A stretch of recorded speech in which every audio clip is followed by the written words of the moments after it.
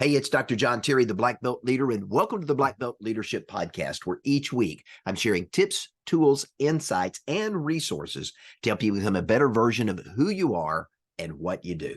This week, I want to talk about the relentless pursuit of Black Belt excellence. I want to open with a question. It's a common question I've been asking people for well over a decade.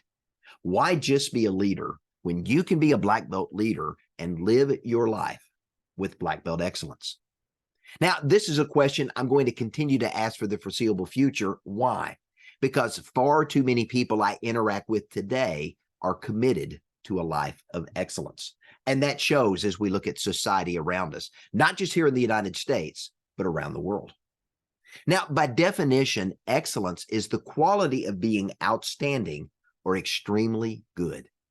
It's the quality of truly being the best at something.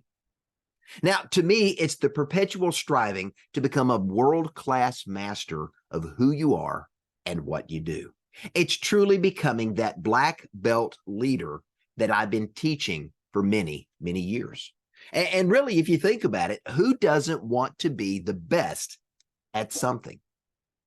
Now, I recently asked an audience to define excellence, and someone in the crowd said an incredible quote. And I don't know who it was, but I love the quote. This individual said, excellence is being good at a good thing.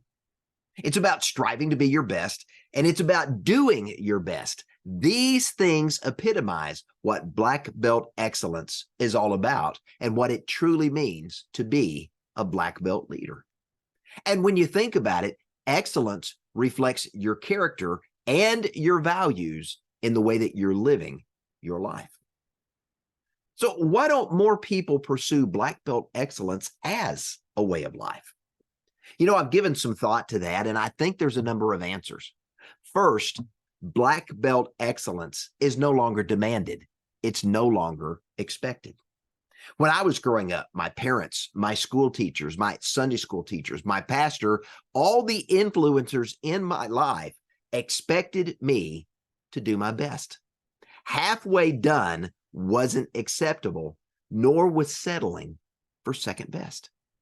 Now, my parents and the other influencers in my life understood that life was going to be challenging, success was going to be fleeting, and to have the opportunity to rise to my full potential meant I was going to have to work for it, strive for it, and become the very best at something. Now, today, this pursuit of Black Belt excellence has been lost in society and in homes here in the United States and around the world. Now, I saw this over a decade or so in the martial arts. When I started competing, everyone competed in the same ring. Yes, there were beginner, intermediate, and advanced categories, as well as age-banded categories, so you didn't have a 12-year-old competing against a 22-year-old. But there were only 3 people recognized in each of those categories: first place, second place, and third. And it got even better after that, because if you won first place in your division, all those winners were then pitted together against each other in a winner-take-all competition. The opportunity to take home the grand champion trophy and to be named the grand champion of that competition. Now, that trophy was a recognition that on that particular day, you were the best of the best, modeling Black Belt excellence in forms or fighting or both. And then the participation medals arrived. You know, it actually started with parents who, rather than allowing competition to teach their children the value of winning and losing, along with the pursuit of excellence, parents began to complain that they were paying money for their kids to show up, be disappointed, discouraged, and want to quit the martial arts. So the solution of the promoters: we're just going to make everybody a winner, even if they stink at forms or fighting. And everyone got a medal or a trophy just for showing up. You know, we not only saw it in the martial arts, we saw it in track and field, in baseball, basketball, football, and soon every individual on every team and every team was winning a trophy just for showing up. And I have to ask the question, what is that teaching our children about the relentless pursuit of excellence? I've got to wonder if LeBron James, Michael Phelps, or Serena Williams would be okay with a participation medal in the NBA Finals, in the Olympics, or at the U.S. Open. Yeah, I don't think so. But today, the participation medal is expected. Why? Victimization replaced the pursuit of excellence, and we became less as a society as a result. Now, why do I say that? Because when you lower the standards, you lower the outcomes. And when being the best doesn't matter and anyone can win a trophy just for showing up, why would any child put in the extra effort to be the best when you can settle for less and still get recognized? Now, secondly, we forget that excellence is a learned behavior. Nobody is born excellent. It's a habit that you and I must continually cultivate within our own lives. The ancient Greek philosopher Aristotle thought a lot about the pursuit of excellence as he thought about a lot of things. He noted, and I want to quote, "Excellence is an art won by training and habituation. We do not act rightly because we have virtue or excellence, but rather we have these because we have acted rightly. We are what we repeatedly do. Excellence, then, is not an act, but a habit." I want to go back to the last part of that quote because it speaks to what I'm talking about in today's podcast. We are what we repeatedly do. Excellence, then, is not an act, but a habit. Now, think about that for a minute. You can't become a black belt master of who you are and what you do simply by showing up. To become world class at anything in life is going to require a commitment of time, energy, focus, and dedication.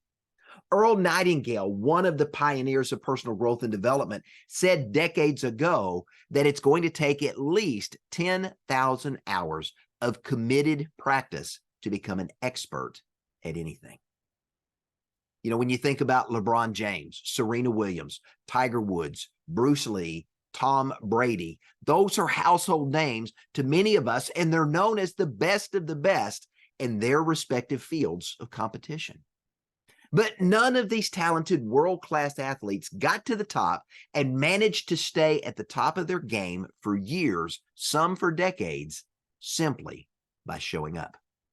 Early on, these gifted individuals and other world-class athletes and performers just like them began to develop habits of excellence that refuse to settle for less.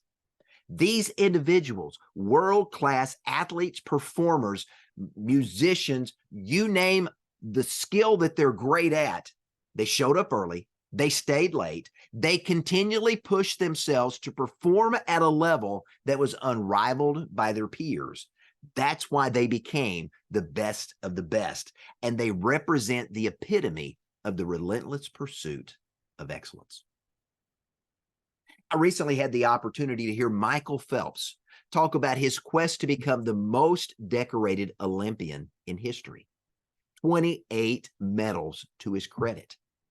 His mornings started early, often before dawn, doing laps in the pool, continuously honing the skills that would one day lead to Michael Phelps winning 28 medals, 23 of them gold medals during his career. Now, Phelps swam 13 kilometers. That's just over 8 miles a day, 6 or 7 days a week. On average, Michael Phelps swam at least 80,000 meters. That's 49.7 miles each and every week. On any given day, started somewhere around 7 a.m., he would spend 5 to 6 hours a day in the pool, broken up between 2 sessions, before spending an additional hour lifting weights and engaging in strength training. Now, each day Michael Phelps went to the pool, he worked on improving his technique, shaving tenths of a second off of each lap, only to repeat the process the next day, and then the next, and then the next. Michael Phelps was in the relentless pursuit of excellence, and it showed up when he showed out again and again with 28 medals to his credit, the most decorated Olympian in history. Now, in the martial arts, we teach a concept we call Musen, literally no mind. I've talked about it before. It's the process of internalizing your martial arts movements to the point that you can execute those movements in an offensive or defensive strike or block or kick or punch without conscious thought. You don't have to stop and think, what would a black belt do if someone throws a punch or a kick or tries to hit you with a chair? You automatically respond because it's become an ingrained habit. It's become a part of who you are. Michael Phelps understood the concept of Musen, and he used this in the pool. Michael Jordan did it on the basketball court. Serena Williams did it on the tennis court. Tom Brady did it on the football field. Every great world-class professional understands the concept of Musen, and they continually train themselves to become that black belt master of who they are and what they do, so they don't have to think, what would I do in this situation? They automatically do it because it's become an ingrained part of who they are. Now, when it comes to the pursuit of black belt excellence, let me give you one more thought on it, and that's this. There is no shortcut. The pursuit of excellence, the pursuit of becoming the best of the best, is about getting into the daily habit of demanding more of yourself than other people demand of you. It's about understanding that those who are world-class do daily what average and mediocre people do sometimes or not at all. It's about not settling for good enough and daily striving to become a little bit better at who you are and what you do, and then doing it again the next day and the next day and the next. It means you're going to put forth your very best effort today at whatever you put your hands to do, knowing that today's best effort was only today's best effort.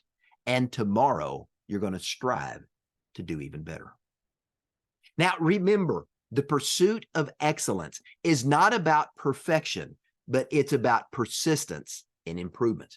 We can always get better at whatever it is that we do. But the relentless pursuit of excellence is about giving your very best, giving 100% of who you are and what you have to bring in that moment to whatever you do, and diligently working to become the best at something. That's what black belt leaders do. Now, every time I sit down to write a leadership article like this one, or record a podcast, or speak from a stage, or train an organization, my goal is to be better at it today than I did the day before. And you know, that can only happen when I'm daily striving to become a better version of who I am and what I do, as I commit to ongoing personal growth and development. You can't become world-class and stay world-class when you quit. Michael Phelps understood it. Serena Williams understood it. Tom Brady understood it. These individuals rose to the pinnacle of their career because they were committed to every day becoming just a little bit better than they were the day before. You know, I love Ray Kroc, and one of his favorite quotes I quote often is this: as long as you're green, you're growing. And once you're ripe, you start to rot. Nobody wants to work with a rotten black belt. Nobody wants to work with a rotten entrepreneur, a rotten manager. But once you stop growing, once you stop pursuing excellence, you start to rot. Now, legendary coach John Wooden, the wizard of basketball. He was an incredible, gifted basketball coach.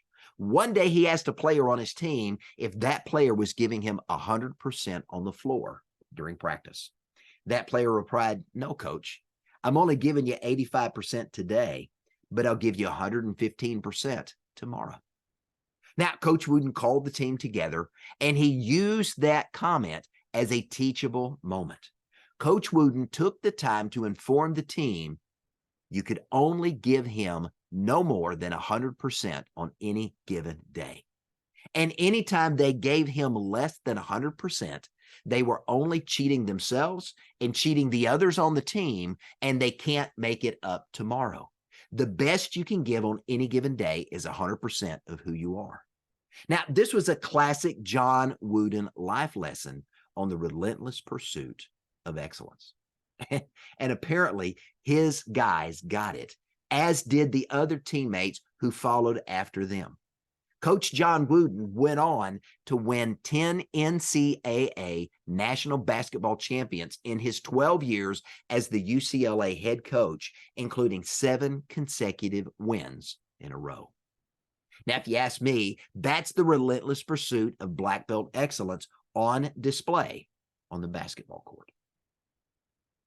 Now, understand this. You can't be excellent at everything, but you can be excellent at a few things. Your key to success in the pursuit of black belt excellence is identifying what you can become the best at. Me, I could never be a horse jockey. I'm too tall. But for 4 years in a row before I retired from competition, I was the #1 rated competitor in a 4-state martial arts circuit. What did I do? I found something I was passionate about. I found something I could be good at, and I committed myself to becoming the very best I could be in that moment. And I put in the time, the energy, and the effort to make it happen. And from there, I went on to be inducted into 3 martial art halls of fame. Today, I'm a world-class leadership coach and trainer. I'm a 2001 recipient of the President's Lifetime Achievement Award for Leadership and a 2023 inductee in the marquee Who's Who in America. But let me tell you, I'm not done, because excellence doesn't rest on yesterday's accomplishments. And if you're in the relentless pursuit of black belt excellence, you shouldn't rest on yesterday's accomplishments either. When excellence is your goal, there is no finish line. So what about you? What are you already good at that you could become great at? What are you passionate about that you could dedicate your life to become the very best at that particular thing? Of all the things you could do, what are the 20% of things you're best at doing? And out of that 20%, what is it that you could be the best of the best at doing? These are the questions that you must answer if you want to discover, develop, and deploy your own unique black belt leader within. These questions are going to help you live your life with black belt excellence as you relentlessly pursue becoming the world-class master at your chosen art, profession, craft, or trade. And once you know what you want to become the very best at, here's what you do. You start the process of becoming. It starts with your thinking, because as you think, you become. So keep learning, keep growing, keep maturing, and never stop improving. Why? Because becoming the best is one thing. Staying the best is entirely another. That's the relentless pursuit of black belt excellence. I'm Dr. John Terry, the Black Belt Leader. Thanks for joining me, and have a great day.